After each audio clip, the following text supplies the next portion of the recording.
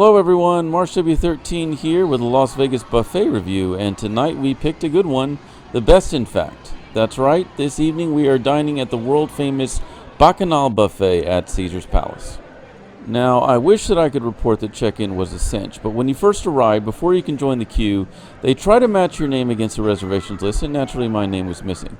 But I showed a confirmation email, which was sufficient. Once you get past that hurdle, you have to wait in a line to pay, and then another line for seating, which altogether could take up to 20 minutes, and again, this is for people with reservations for a specific time. Thankfully, they were relatively efficient in seating. In fact, I was escorted to my seat along with other parties. Eventually, it was my turn to be seated. I just hope it was worth the wait. You've been here before? No. Okay, welcome. You have a lot of dessert, but they're also making crepes to order. Oh, wonderful. And seafood, American, Latino on this side. At the back, you have a Mediterranean, salad bar, and Asian. Just follow the line all the way back to another one. Wonderful. Server Thank you. Guadalupe, she's going to be around. She's going to take care for your drink, but if you want to get a food first, absolutely. So, as the hostess said, and as is the case with all Las Vegas buffets, there is a wide variety of cuisines available. Let's check it out. And like other buffets, this is laid out in stations. We have Mexican,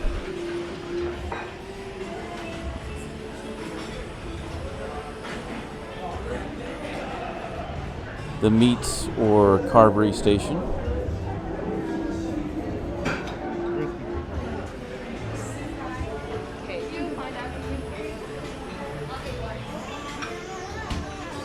seafood,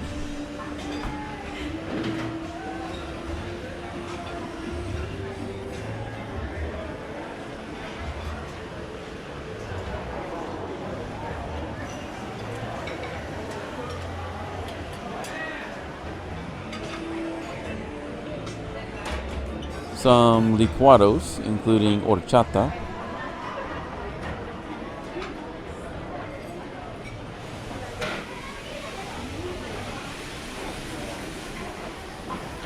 Italian food,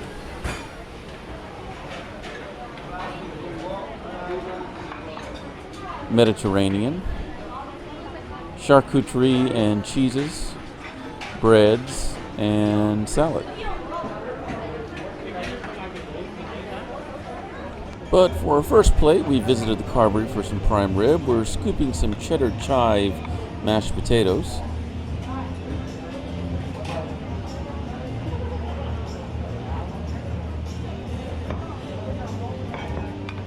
We'll get some pinwheel mac and cheese.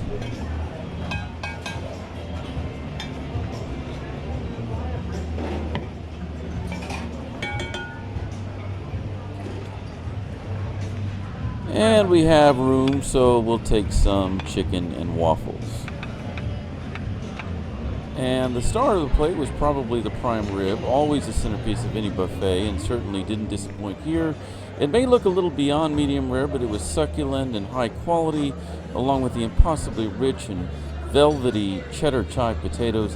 The mac and cheese was just okay. It was a little too smoky and acidic, and while the waffle was fluffy and sweet, the chicken, which was more of a buffalo wing, was just okay. An odd choice for chicken and waffles, and the chicken was soggy as opposed to crisp on the outside. But that's okay, because our next stop is Mexico, and we're going to try an al pastor taco,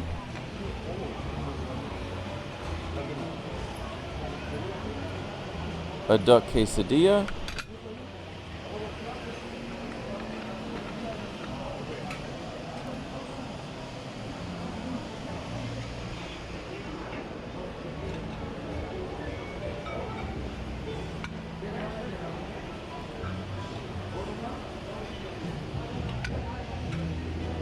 and pozole is a kind of stew made with hominy and pork, very popular in the state of New Mexico, but we're going to have ours on a bed of Mexican rice. Everything on the plate here is great. The real standout is probably the al pastor taco. The duck quesadilla was a bit forgettable, and the stew over rice was expectedly hearty.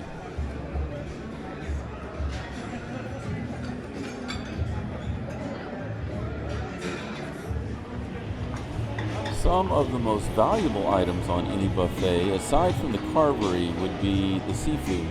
And this buffet offers a cornucopia of delicacies of the sea.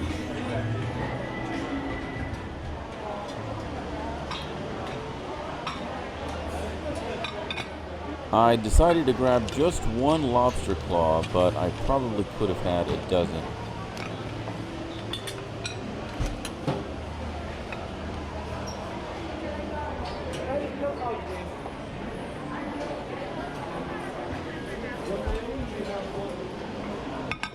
Green lip mussels are native to New Zealand and are so called because of the green rim on the shell.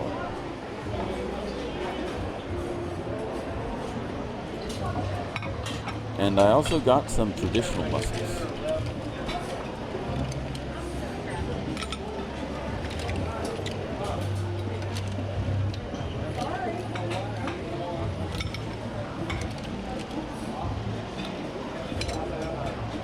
And some campechana, which is a Mexican shrimp cocktail of sorts.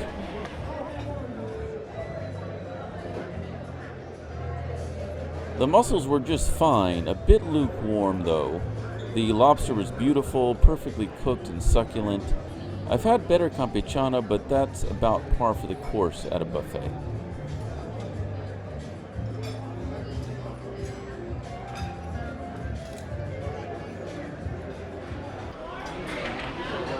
Next up, we're visiting Italy.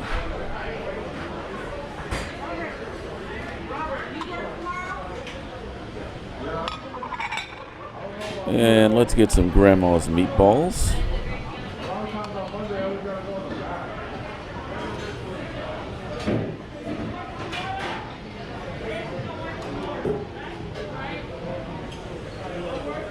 A pizza, a selection of salads, including a caprese salad.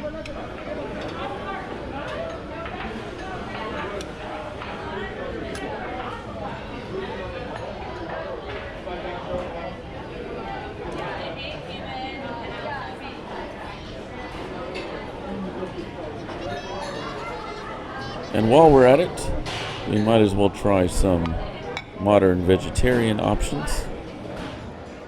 The avocado toast, which was at least at one point a popular millennial delicacy, was just as you'd expect, although while I don't have avocado toast often, I tend to gravitate towards a simpler version without all the bells and whistles. The carrot gazpacho was elegant and complex, and the Italian elements were just as you'd expect from a buffet of this caliber. Good meatballs, but not quite as good as the Nonna may have made them.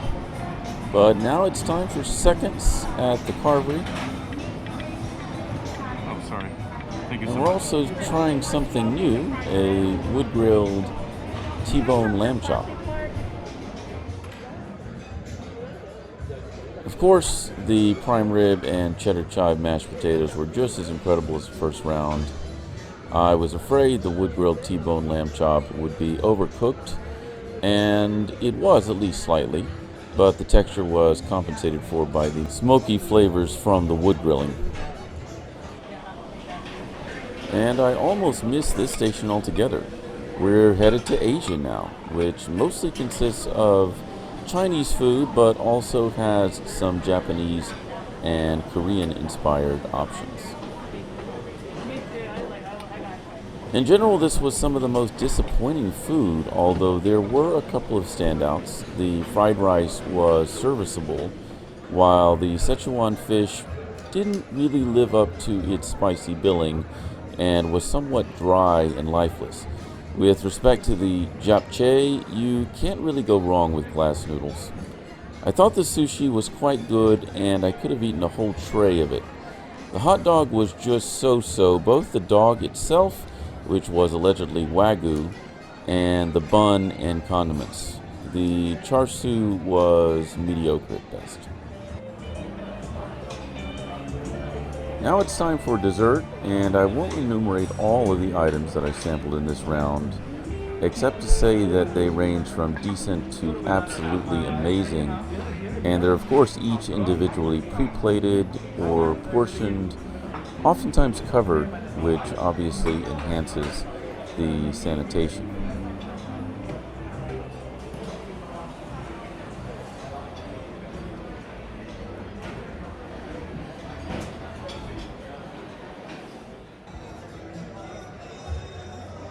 Some standouts were the candy corn mousse, the taro dish, and I believe that may be a ponzu tart in the middle.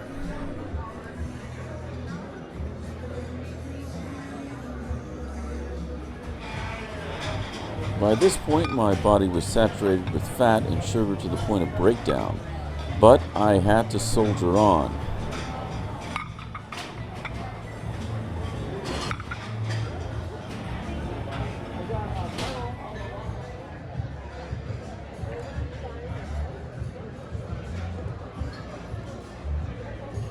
Everything here is amazing. I'm surprised more restaurants don't do a cinnamon bun-based bread pudding because it was incredible.